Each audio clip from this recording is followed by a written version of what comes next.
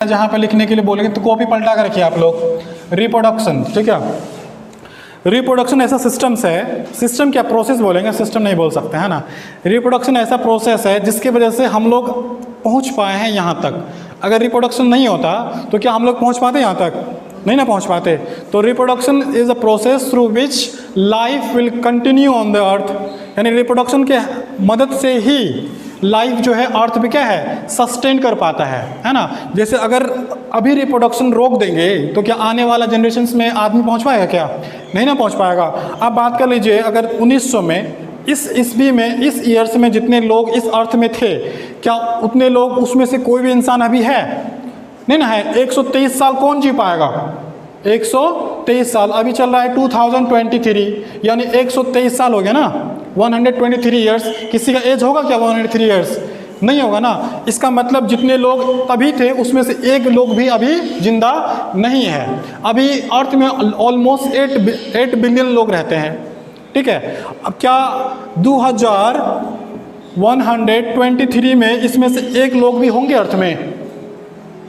जितने लोग अभी हैं 100 साल के बाद, अभी चल रहा है 2023, जब ये वाला साल एक दिन तो आएगा ना 2123, तो जितने लोग अभी हैं उसमें से एक आदमी भी होगा क्या? एक भी नहीं होगा। लेकिन तब भी लोग होंगे, किसके हेल्प से? रिप्रोडक्शन के हेल्प से। तो यानी आपके स्पीसीज को बनाए रखने के लिए आपका मतलब होता ना कि जैसे टाइगर है या फिर एलिफेंट है या जिराफ है, जो भी है उसको कंटिन्यू बनाए रखने के लिए क्या करना पड़ता है? रिप्रोडक्शन करना पड़ता है, ठीक है। Reproduction is the process through which every species maintain their life on the earth, यानी यही वो प्रोसेस है जिसके हेल्प से क्या होता है, कोई भी लाइफ अपना मतलब सर्वाइव कर पाता है अर्थ पे, अपने जाति को बचा पाता है अर्थ पे, ठीक है। तो रिप्रोडक्शन 2 टाइप्स हो सकता है। कितने टाइप्स हो सकता है? 2। एक है सेक्सुअल रिप्रोडक्शन, दूसरा है एसेक्सुअल रिप्रोडक्शन।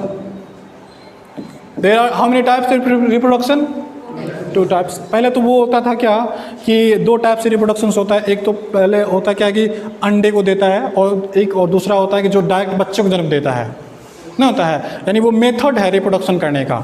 मतलब जैसे आपको बर्ड्स ले लीजिए, हैंस ले लीजिए, वो क्या करता है, पहले बच्चे अंडे को देता है, फिर उस अंडे से क्या होता है, बच्चा बाहर निकलता है। लेकिन ह्यूमंस या फिर एनिमल्स क्या करता है, डायरेक्ट बच्चे को जन्म देता है। तो वो मेथड्स है। अगर वो मेथड्स के बारे में बात करेंगे तो वो दूसरा चीज़ है। लेकिन अभी जो हम लोग प्रोसेस के बारे में बात कर रहे हैं कि रिप्रोडक्शन कितने तरीके से किया जा सकता है, कितने तरीके से होता है जनरली, है ना।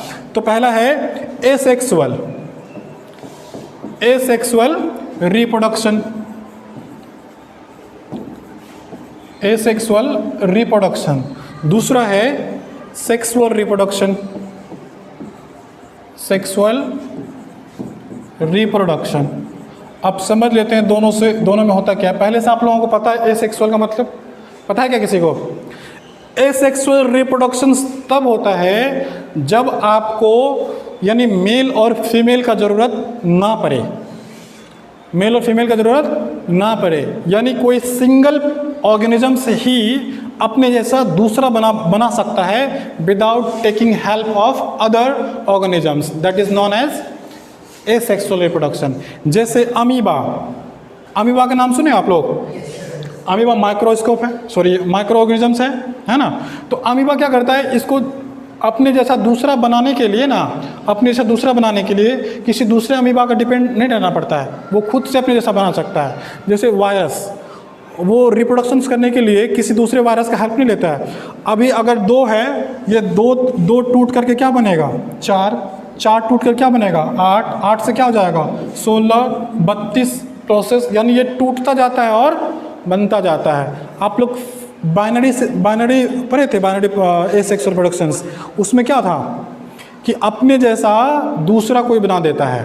जैसे एग्जांपल के लिए आप ये देखिए रोज़ प्लांट का स्टीम को काटिए, रोज़ प्लांट का स्टीम्स को काट करके दूसरी जगह जाकर रोप दीजिए, उस स्टीम से न्यू प्लांट हो जाएगा। इसका मतलब वो कैसा प्रोसेस है, एसेक्सुअल जैसा प्रोसेस है ना।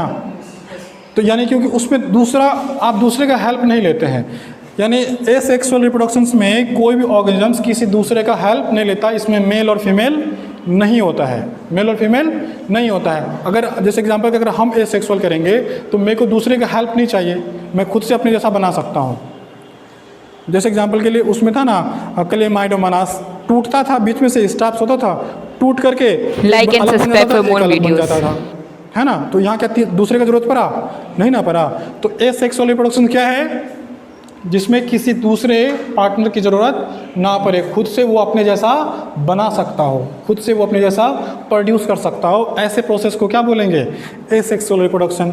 सेक्सुअल रिप्रोडक्शन का मतलब होता है कि आप को रिप्रोडक्शन करने के लिए किसी दूसरे का हेल्प करता हो, यानी यहाँ पे बेसिकली मेल और फीमेल का ज़रूरत पड़ता है। यानी जब दो मेल और फीमेल आपस में मिल करके अपने जैसा कोई दूसरा बना सकता है, अपने जैसा कोई दूसरा रिप्रोड्यूस कर सकता है, तब ऐसे प्रोसेस को क्या बोलेंगे?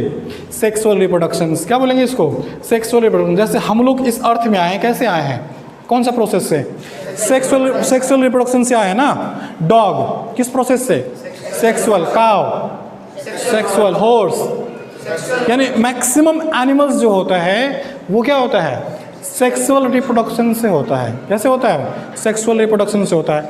अब कभी कभी आपके घर में ऐसा होता होगा, ये देखो कि कोई बोलता है कि मेरा जैसे 10 अंडे को मुर्गी को दे करके बैठा दिया कि उस 10 अंडे में से बच्चा निकलवाना है ना। उसमें से क्या होता है कि 9 में से निकला या 8 में से निकला, दो ऐसा होता है जिसमें से निकलता ही नहीं है।